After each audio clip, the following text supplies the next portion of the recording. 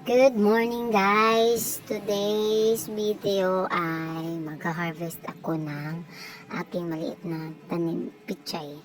Tinanim ko lang dun sa likod ng bintana. Yan. Para may maani.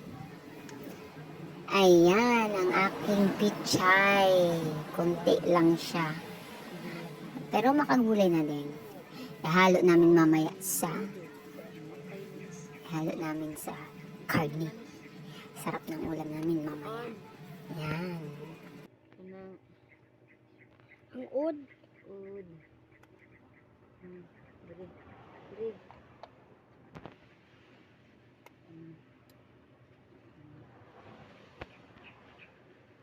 Pwede na ni.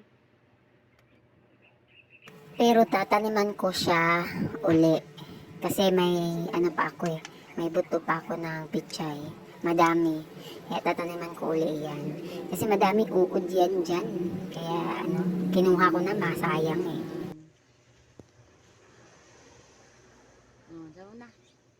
Ito naman tayo guys. Yan, may saging dyan. Yung kardaba, dyan sa ilalim. Tinignan ko kung hinog na ba. Kasi kung hinog na, kukunin eh. Kaso hindi pa. Kaya, dyan muna yan. Thank you for watching.